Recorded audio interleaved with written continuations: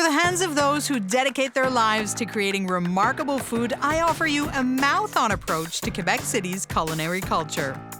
I'm taking you on an insider's tour of local-friendly places that fuel my passion for Quebec City's gastronomy.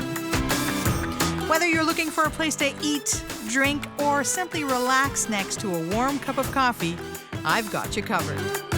Hi, my name is Allison Van Rassel. As a food journalist, I know my way around the many flavors of Quebec.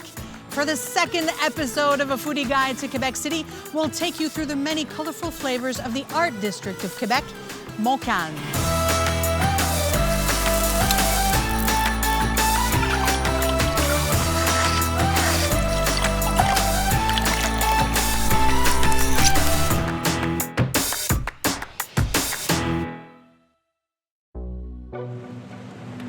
Newly named the Quartier des Arts, Montcalm is both a little bourgeois and bohemian, but definitely brings together Epicureans and lovers of art and culture. The Montcalm neighborhood is the gateway to Parliament Hill and Old Quebec, adjacent to Battlefields National Park and the Musée des Beaux-Arts du Québec. With more than 38,000 artworks and pieces from the 17th century to today, the Musée des Beaux-Arts du Québec offers a vast panorama of the history of Quebec art. Chef Marie-Chantal Lapage creates fine art with food at the museum's restaurant Tempera. That's located at the entrance of the, so magnificent and light-filled Pierre Lassonde Pavilion. Let's meet the chef. We're sitting at the table with one of my all-time favorite chefs. Her name is Marie-Chantal Lapage. We'll have this conversation in French because I believe it's truly important for me to feel the true essence of her cuisine. So follow us. Allô, Marie-Chantal. Allô, Allison. Il y a quelque chose qui me fascine beaucoup chez toi, c'est le fait que tu es autodidacte. Oui. Tu as commencé littéralement en pelant des carottes. Oui, des carottes et surtout des poches d'ail. Oui. Quand je pense à mes tout débuts, j'avais 16 ans. C'était vraiment temporaire pour moi, le métier. C'était pas évident. Il n'y avait pas de filles en cuisine. Il y en avait en pâtisserie. En cuisine, là, c'était assez marginal. Quand je suis revenue à Québec, j'ai eu la chance de travailler pour Serge Brouillard, tout le monde le sait. Ben oui, Serge Brouillard, c'est pas mal grâce à lui que je suis restée dans le métier. Et puis, il m'a donné la passion, il a cru en moi, puis je me suis dit, regarde, je reste là-dedans, puis je vais prouver qu'une femme peut être une chef reconnue. Tu as pavé ce chemin-là, justement, pour plusieurs autres femmes en cuisine. On en a de plus en plus des femmes en cuisine.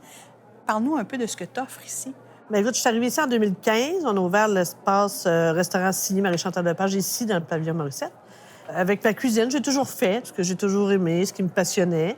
Et puis, en 2016, on a ouvert le Tempera dans le pavillon, le magnifique pavillon Pierre Lassonde. Hey, c'est incroyable. Et là, j'ai voulu faire quelque chose d'un petit peu plus convivial, des plats partagés, des tapas, quelque chose qu'on peut rire aux éclats. Il n'y a rien de guindé. Et puis, le café, qui est dans le pavillon Bayarger, qui est un café, sandwicherie, salade repas, café. Donc, il y en a vraiment pour tous les goûts. Est-ce que c'est les différentes facettes de ta personnalité que tu mets en valeur selon l'expérience? Oui, peut-être. Écoute, j'ai jamais pensé ça comme ça, mais ça combine toutes mes passions, dans le fond.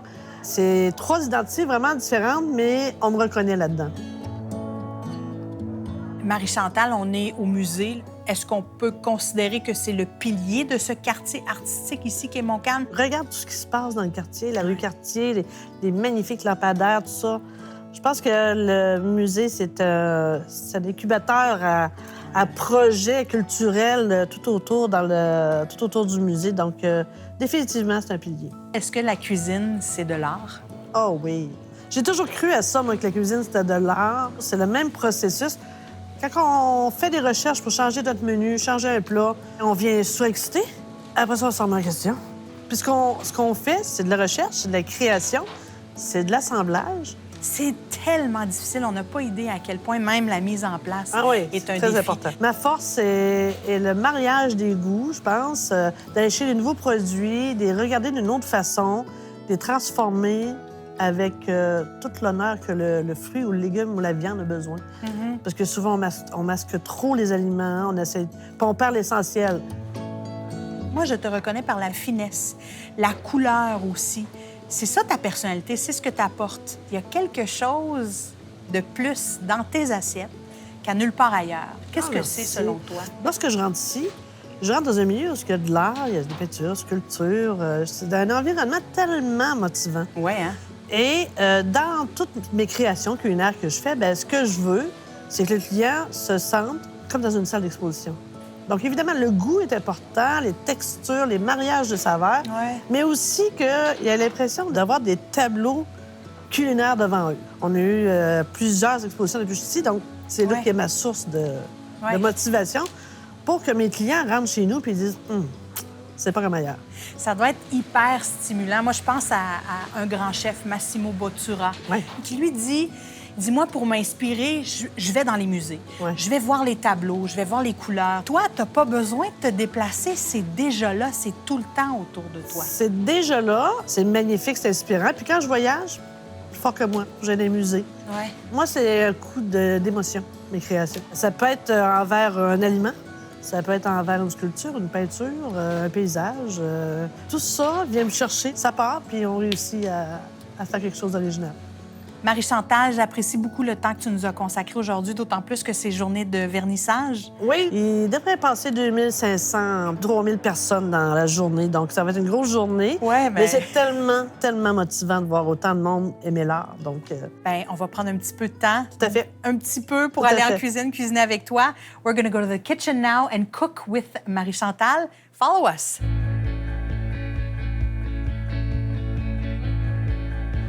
Faire de la cuisine, vous le savez, c'est aussi bien gérer les matières premières. Quand il vous reste des morceaux de fromage, je vais vous montrer comment les récupérer puis faire une entrée hors du commun. Je vous propose un carpaccio de fromage. C'est tellement simple. Vous mettez les morceaux de fromage entre deux papiers sulfurisés à l'aide du rouleau à la pâtisserie. Vous les platissez, vous coupez les morceaux rectangulaires avec des fines tranches de betterave crues assaisonnées et des émulsions, une à l'orange, une au yuzu et une à la canneberge. Et hop, le tour est joué.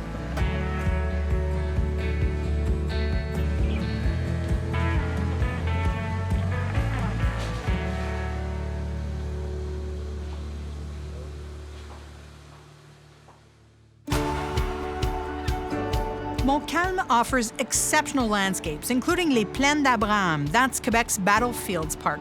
It's known as one of the most prestigious urban parks in the world and among the largest historic parks in Canada.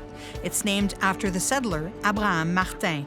This park was the theater of the confrontation of the French and English empires, the conquest of 1759. It forever changed the fate of America.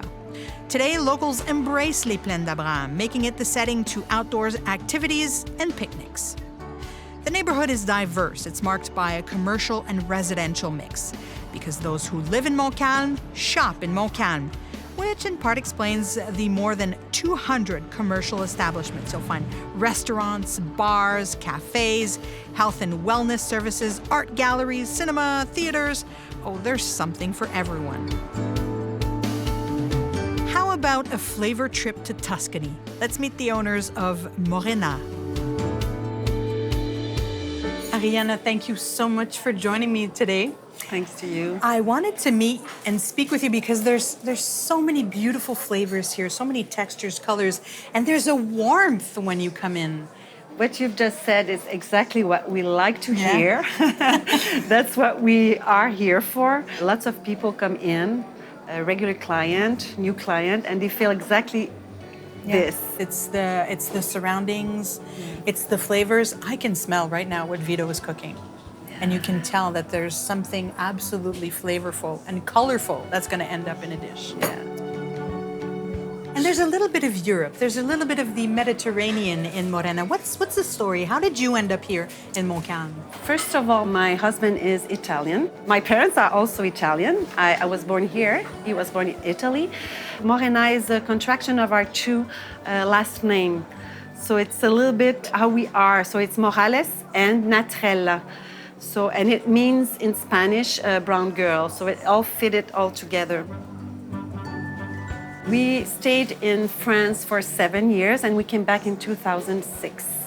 We decided to open something of our own. Vito is a wonderful chef, of course. Absolutely, and we have to mention that he was also a chef to the stars. He was a chef to Charles Aznavour, for example. Exactly, in Aix-en-Provence. He was running his restaurant called La Bohème for 7 years.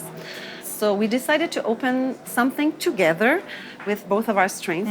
Mine was more commerce, and his was good Mediterranean cuisine. Amazing, colorful, flavorful cuisine. I can put so many more. We don't get bored No. of No. Mediterranean cuisine. It's No. exactly what we like. So we've started very small, half of this. We kept all the product that we liked. Yeah. Olive oil, balsamic vinegar, spices, pesto, all kind of little things that helps you in the kitchen. And 5 years after, we decided to grow up. So we took the place beside the one we had, and we opened a restaurant, a small restaurant, open only daily. That's what we like. We like to have a lot of things to offer. We like to share our passion with people, and that's natural. Yeah. We're in Montcalm right now. Yes. Morena is the pillar of l'Avenue Cartier. How does it fit in Montcalm? It's considered to be the art district of Quebec City. When you start, you don't know if you're at the right place, the right time, but it was perfect for us. So we grew up with the neighborhood. Yeah. People started to love us and give us the strength to go ahead. And we just fit in the habits of the people around here. They walk, they like to come here, take a little time to have a coffee. They have a new recipe, they look for little things to the spices and everything. So we just really are in the neighborhood. We're part of everybody's life, I think, around here. And I think that's what is happening right now. And you probably witnessed that more than anyone because you've been around for more than a decade now here. But more and more tourists are coming to Montcalm. More and more people are coming to this very local-friendly neighborhood. There is a special way of life here. Yeah. Not everybody Absolutely. lives in Montcalm like they live in any other neighborhood. It's true, it's true. I work here, I live here, my children go to school here, so it's very part of my life. And people are very like this, you know, they're very all It's like together. a little village, right? Yes, it is. And tourists really feel it. And they like to feel, they don't want to stay in the big place where all the tourists go. So they come here, they sit here, they look around, they know how people live. So we work very hard to get tourists to come here, and it's working pretty well because we've seen the difference this summer. What do you feel would be the best way to look at the future of Morena? We want to stay Morena. We wish to have the opportunity to stay in people's heart because we never know in food business. We look forward to grow everything we have inside. We have a catering service also that we need to work. Every department could go bigger and bigger, maybe kitchen lessons, or there's a lot of things we can do here. So we just want to grow inside now. You're a very passionate woman. Your husband is as well, and I think passion is what emanates from this place, Morena. Very nice. Thank you for taking the time to sit with me today. Should we cheers? We'll cheers. Cheers. Cheers. Best coffee in town. Absolutely. Cheers.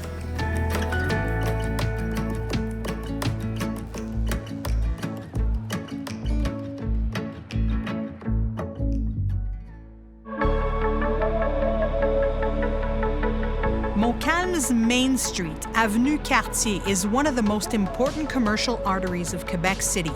And look up while you're strolling along Avenue Cartier, lampshades are actual paintings.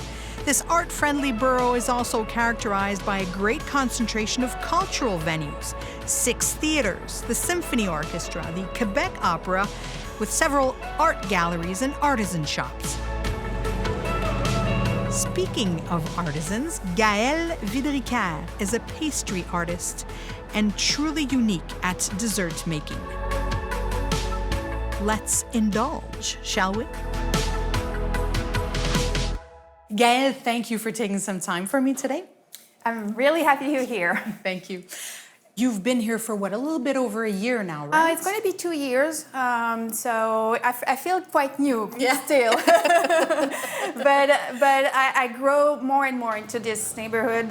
The people that come to the pastry are really regulars. They come every week. I come to know these people. It's not just hi, hello, nice to see you. I'm beginning to build relationships with the clients here, so I feel really, really lucky. Yeah, I think friendliness is what comes out the most when we talk with the business owners, with the chefs, and that's what comes out from the Montcalm neighborhood and the people who live here.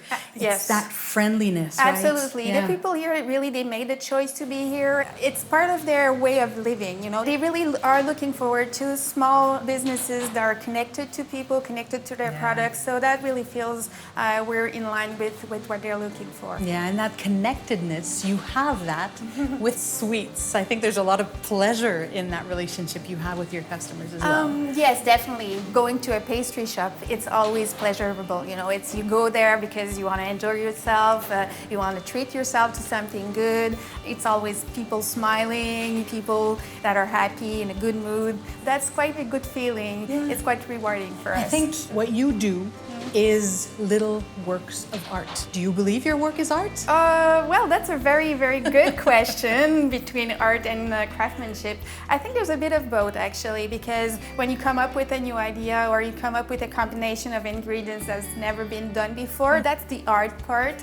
But the actual doing of the pastries themselves, that's the craftsmanship. And that's really something you learn day by day. You have to practice daily. And it's something that you become really proud of because you've conquered something difficult to do and you can present it nicely, beautifully, well executed. That's really the craftsmanship. And correct me if I'm wrong, but there's also a very scientific aspect to pastry as well, which is something that you first started in your life as a scientist. Yes, I've done 20 years of health sciences before doing pastry. I feel quite comfortable in both environments because both of them require that you come up with new ideas and be very precise. So in both worlds, that's exactly the same techniques in terms of how you apply them.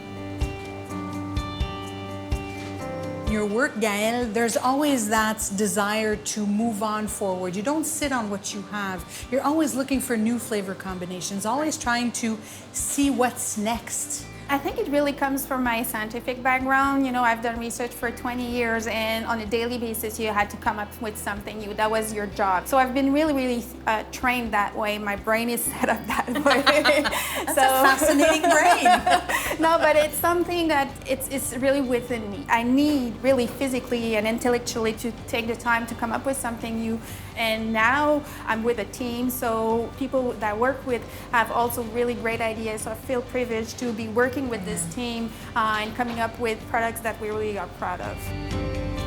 For me, it's part of the pleasure of doing pastry, actually, to be precise and take the time to measure everything to the gram. So if we take our example with macaron, it's really two simple things. You have the almond powder and you have a meringue. One is really dense, we'll say, and one is very light.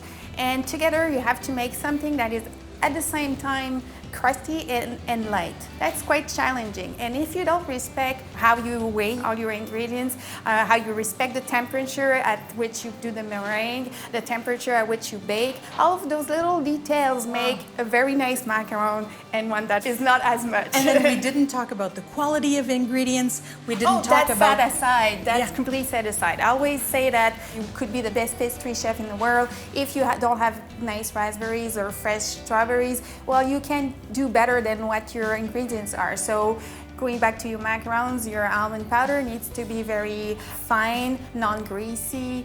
Your eggs needs to be fresh. All of those really small details. But if you pay attention to all of those little details, you have a really good product in the end. And you should be very proud. It's illuminating. You walk in here, the color strikes, the beauty strikes, then the pleasure. It's all about comfort and pleasure. Gaël, thank you so much. Well, thank you very much. much. All right.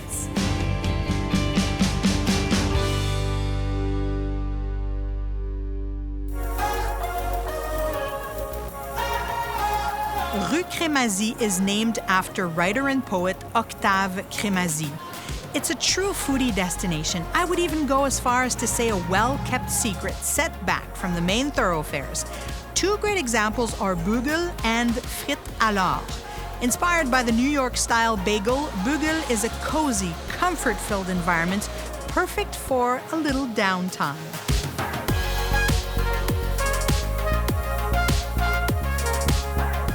Frites alors serves my very favorite poutine in Quebec City. You cannot visit Quebec City without indulging in the province's most popular delicacy. Look at all that saucy goodness poured atop crunchy fries and fresh cheese curds. You'll definitely need a walk after this. Head on over to Gallway, an Irish-inspired pub where you'll mingle with locals and Anglophones from all over the world. Yves, thank you for taking some time for me today. Thank you, Allison. How should we properly begin this conversation? With a pint. With a pint of? Guinness, of course. Yes, we're in an Irish pub. Is that what truly represents the Irish pub? Yes, if you want to know if you have a good pub, you have to taste the Guinness. And right. if the Guinness is not only good, it has to be great. It has to be perfect. Perfect. Would you Pour you one? Pour me a pint of Guinness. My pleasure, of yes, course. Thanks, Yves. Depending on where you go or where you are in the world, there's a big theory about 2 pour, 3 pour, or 1 pour. Okay. So here we do a 2 pour. Probably because we're lazy. But technically, in Dublin, at the Guinness Brewery, they will show you a 2 pour. You have to let the Guinness settle because you see it was all bubbly. Yeah. Have to settle. Yeah. You have to wait a couple of minutes, and then you have to do the second shot. And you see, So is that? you have a creamy head, and the head is no bubbles. It's very important. It's a perfect pour. It's a perfect pour. Wow. I hope so. Tell me about your Irish history. What's in your blood? What's in my blood, except from Guinness? I was recruited as a Guinness rep back in the 90s. So I was responsible for Quebec. I moved to Montreal, and they were spreading Irish pub everywhere around the world, and Montreal was no exception. I was there. I helped owners, Irish owners. So I learned from them, and when it was time to go on my own, I bought this place. Why did you call it Galway in specific? The real story is, my first trip to Ireland, we had a really good trip, and Galway was the only city I could remember. Really? Yeah. That's the only city in Ireland that I didn't have a pint. Yves, apart from the beer, apart from the true Irish Guinness beer, what makes Galway an authentic Irish pub here in Quebec City? The other thing, except from the beer, would be the ambiance. We have a saying on the menu that say, when you come here, nobody's a stranger, you've got friends. So that's what happened here. When you come here, you sit at the bar, you be sure that somebody's going to address you, is going to talk to you, ask you where you're from. That's what's fun about the Irish pub, because it's supposed to be friendly. People come here to talk to each other, not text. Sometimes we have a couple of guys from Manchester, but that's okay, we accept them, so... I think you're referring to the people who just walked in. I like that.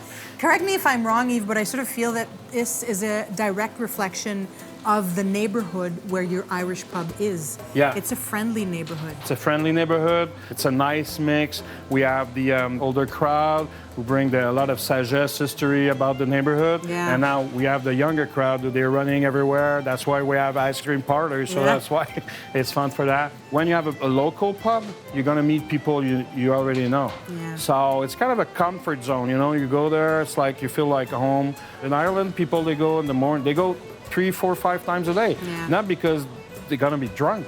It's because they have one pint, they say, hello, Sam, hello, Pat. They come back, that's it. They want to meet their friends. That's right. That's why the music here is never too loud. We try to keep it as a volume so people can talk.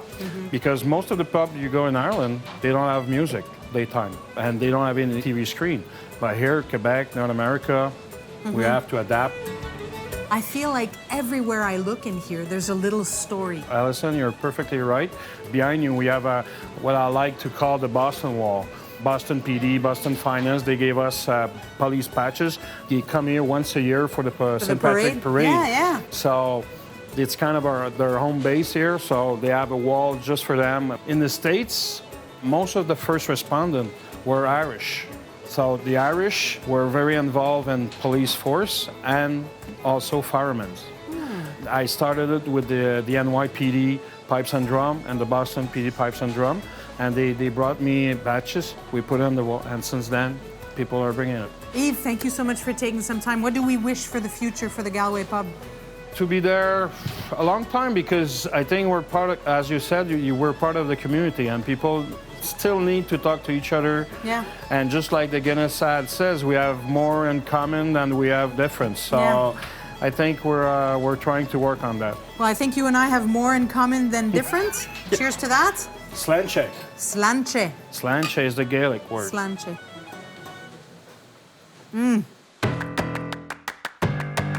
Well, I guess art is everywhere in Montcalm. You just need to open your eyes and taste it. That's a wrap for the second episode of A Foodie Guide to Quebec City. Next up, it's the final of the second season, and we are ending things with the grandiose Chateau Frontenac. We are going to Old Quebec. Join us.